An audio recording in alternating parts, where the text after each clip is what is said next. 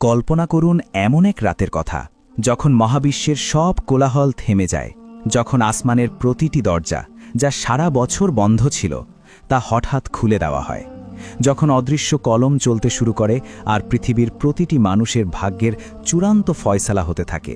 এটি কোনো সাধারণ রাত নয়, এটি সেই রাত যার ভেতরে লুকিয়ে আছে আপনার অস্তিত্বের গহীন রহস্য। প্রিয় ভাই ও বোনেরা, এই রাতেই নির্ধারিত হয় আগামী 1 বছর আপনি এই পৃথিবীর আলো দেখবেন কিনা, কার হায়াতের ফাইলে শিলমোহর মারা হবে আর কার হায়াত বাড়িয়ে দেওয়া হবে তার চূড়ান্ত সিদ্ধান্ত আজ রাতেই হয়। কে আগামী বছর বেঁচে থাকবে আর কার জন্য কবরের মাটি অধীর আগ্রহে অপেক্ষা করছে তার চূড়ান্ত তালিকা এই রাতেই প্রস্তুত করা হয়। একবার নিজের দিকে তাকান, নিজের শ্বাস প্রশ্বাসের দিকে খেয়াল করুন। আপনার উপর কি আগামী বছর আল্লাহর রহমত ও স্বস্তি নেমে আসবে, নাকি আপনাকে কঠিন কোনো পরীক্ষার সম্মুখীন হতে হবে? আপনার রিজিকে কি প্রশস্ততা আসবে, নাকি আপনাকে অভাবের তাড়নায় দিন কাটাতে হবে? কে আজ নিঃস্ব পথের ভিখারি থেকে কোটিপতি হবে আর কার সাজানো গোছানো রাজপ্রাসাদের মতো জীবন হঠাৎ করেই ধ্বংসের মুখে পড়বে? কার শরীর আজ সুস্থ কিন্তু কালই তাকে প্যারালাইসিস বা মরণ ব্যাধি গ্রাস করবে? তার সব কিছুর পুঙ্খানুপুঙ্খ হিসাব আজ রাতে করা হচ্ছে। কার নাম আজ জীবিতদের খাতা থেকে কেটে লাল কালি দিয়ে মৃতদের তালিকায় লিখে দেওয়া হবে, আপনি কি জানেন? আমি কি জানি? কেউ জানে না। একটু ভাবুন তো, যদি এমন হয় যে আগামীকালের সূর্য ওঠার আগেই আপনার নাম কবরের বাসিন্দাদের তালিকায় উঠে গেছে, তবে কি এই রাতটি আপনার কাছে খুব সাধারণ মনে হবে? আপনি কি তখনও ফেসবুকে স্ক্রল করবেন, নাকি সেজদায় পড়ে আল্লাহকে বলবেন, মালিক আমাকে আর কিছুটা সময় দাও? প্রিয় বন্ধুরা, আজকের এই দীর্ঘ আলোচনায় আমরা ডুব দেব শবে বরাতের অতল গভীরে। আমরা ভাসব এক আধ্যাত্মিক মহাসমুদ্রে।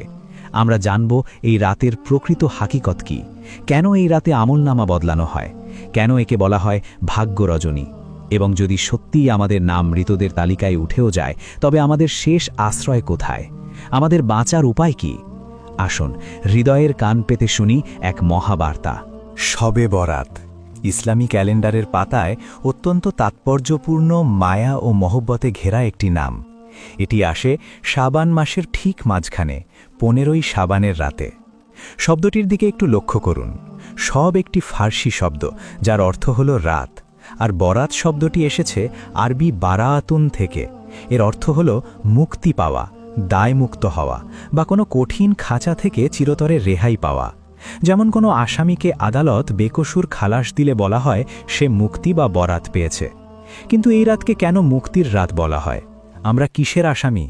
কারণ আমরা আমাদের গুনাহ কারাগারে বন্দী, আমরা নফসের গোলামিতে আটকা পড়ে আছি। এই রাতে পরম করুণাময় আল্লাহ তাবারাকা ওয়া তাআলা তার বান্দাদের জন্য ক্ষমার এক বিশাল অসীম সমুদ্র উন্মুক্ত করে দেন।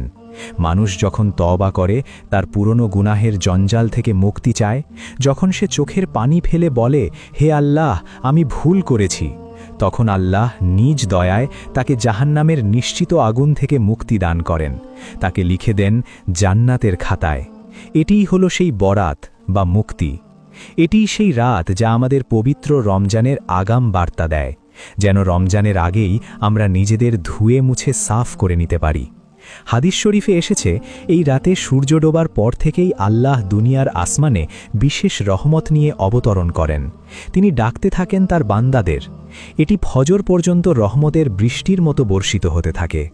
কল্পনা করুন, বাইরে মুষলধারে বৃষ্টি হচ্ছে, আপনি চাইলেই সেই পানিতে ভিজতে পারেন। ঠিক তেমনি আজ রাতের রহমতের বৃষ্টি হচ্ছে। নবী করিম সাল্লাল্লাহু আলাইহি ওয়াসাল্লাম এই রাত সম্পর্কে আমাদের বিশেষভাবে সতর্ক করেছেন, যেন আমরা গাফেল না থাকি, যেন আমরা ঘুমিয়ে বা অবহেলায় এই মহিমান্বিত সুযোগটি হারিয়ে না ফেলি। আসুন আমরা 1400 বছর পেছনের মদিনায় ফিরে যাই।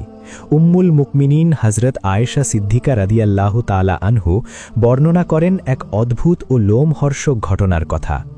রাত তখন গভীর, মদিনার অলিতে গলিতে পিন পতন নীরবতা, চারপাশ নিস্তব্ধ। আয়েশা রাদিয়াল্লাহু তাআলা আনহু হঠাৎ ঘুম ভেঙে জেগে দেখলেন নবীজি সাল্লাল্লাহু আলাইহি ওয়াসাল্লাম তার পাশে বিছানায় নেই। তিনি ভাবলেন হয়তো নবীজি অন্য কোনো বিবির ঘরে গিয়েছেন, কিন্তু মনের ভেতর এক ধরনের সংশয় আর উৎকণ্ঠা কাজ করছিল। তিনি হুজুরকে খুঁজতে বের হলেন। ঘর থেকে বের হয়ে তিনি হাঁটতে লাগলেন। হাঁটতে হাঁটতে তিনি পৌঁছে গেলেন মদিনার পবিত্র কবরস্থান জান্নাতুল বাকিতে। সেখানে গিয়ে তিনি যা দেখলেন তা ছিল অবর্ণনীয়। সেই দৃশ্য দেখে তার বুকের ভেতরটা কেঁপে উঠল।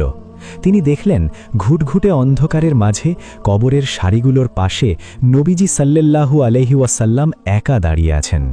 তার শরীর মোবারক কাঁপছে, তার মাথা নত করা, যেন মহান রবের সামনে তিনি নিজেকে বিলিয়ে দিয়েছেন।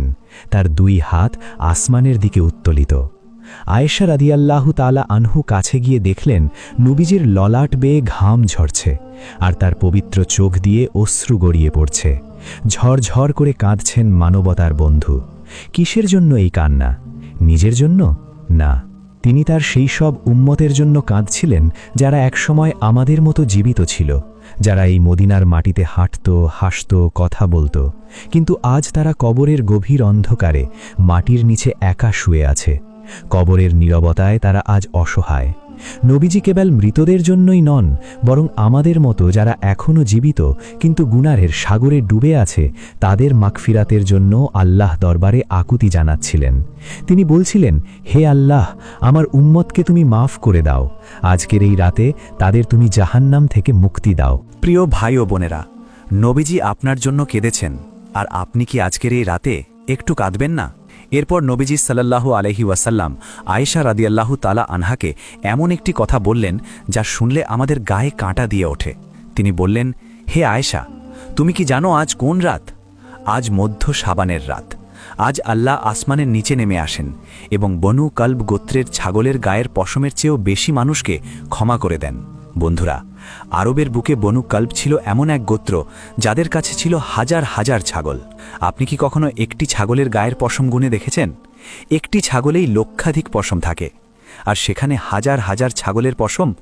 সেই পশম গণনা করা কোনো মানুষের পক্ষে সম্ভব নয়। আল্লাহ সেই অগণিত অসংখ্য পশমের সংখ্যার চেয়েও বেশি মানুষকে এই এক রাতে জাহান্নাম থেকে মুক্তি দেন। সুবহানাল্লাহ, কত বড় দয়ালু আমাদের রব।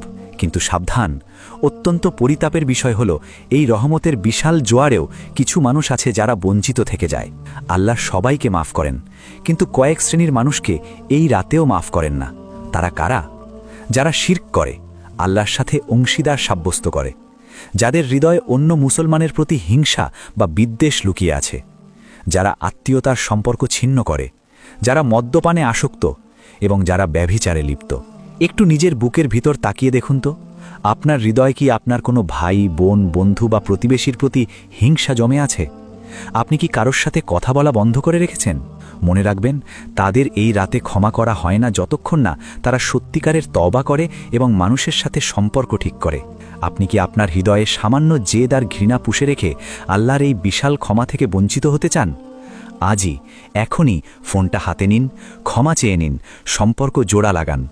আমরা যেমন বছরে দুটি ঈদ পালন করি, ঈদ উল ফিতর আর ঈদ উল আজহা, আপনি কি জানেন আসমানের ফেরেশতারাও ঈদ পালন করেন? প্রখ্যাত তাবেঈ হজরত আতা বিন ইয়াসার রাদিয়াল্লাহু তাআলা আনহু বলেন, লাইলাতুল কদরের পর শবে বরাত হল আকাশের ফেরেশতাদের জন্য সবচেয়ে ফজিলতময় রাত। আল্লাহ ফেরেশতাদের জন্য এই রাতে দুটি ঈদ নির্ধারণ করেছেন, একটি শবে বরাত এবং অন্যটি শবে কদর।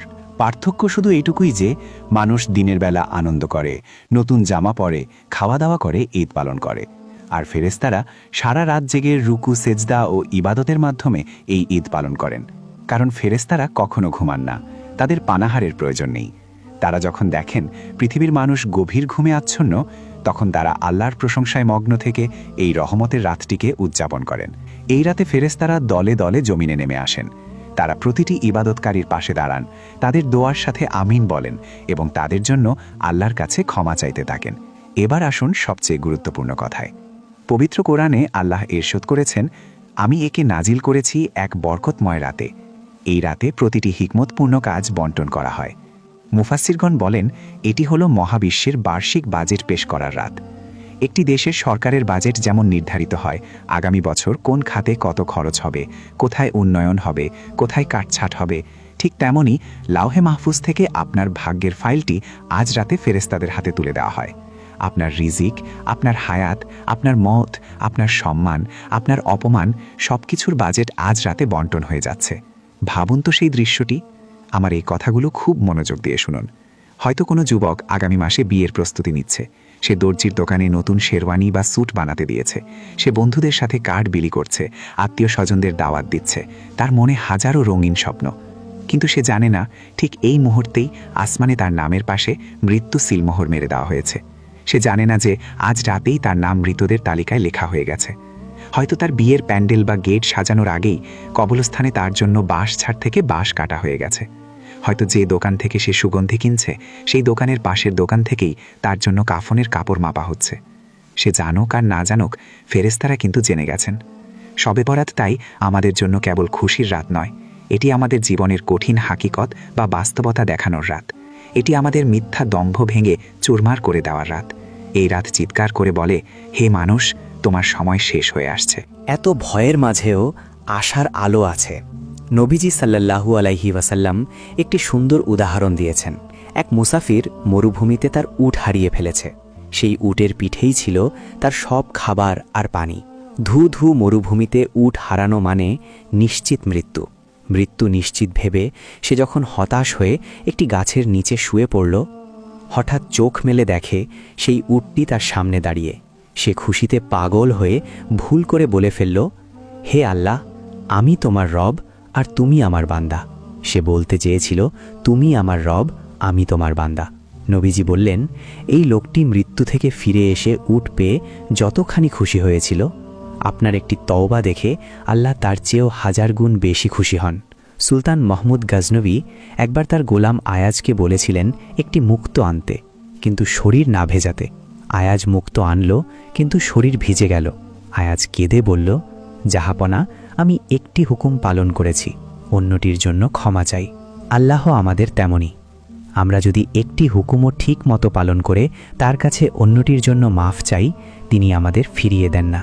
তিনি আমাদের অসম্পূর্ণ ইবাদতকেও কবুল করে নিতে পারেন তার অসীম দয়ায়। অনেকেই প্রশ্ন করেন, এই রাতে কি বিশেষ কোনো ইবাদত আছে? প্রিয় ভাই ও বোনেরা, সুন্নাহ অনুযায়ী নির্দিষ্ট কোনো ধরাবাঁধা ইবাদত নেই, তবে এটি নফল ইবাদতের রাত।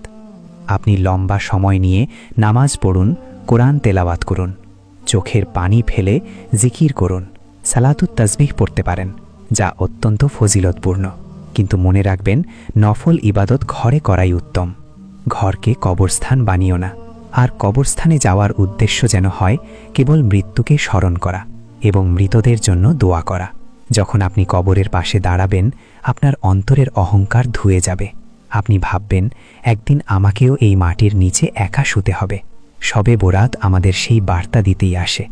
নিজের ভুল স্বীকার করুন, আল্লাহর দরজায় ফিরে আসুন। বন্ধুরা, আজই হয়তো আপনার শেষ সুযোগ। হয়তো আগামী শবে বরাতে আপনার জন্য আপনার সন্তানরা দোয়া করবে, কিন্তু আপনি আর এই পৃথিবীতে থাকবেন না, মাটির নিচে শুয়ে থাকবেন। তাই আল্লাহকে অসন্তুষ্ট করবেন না।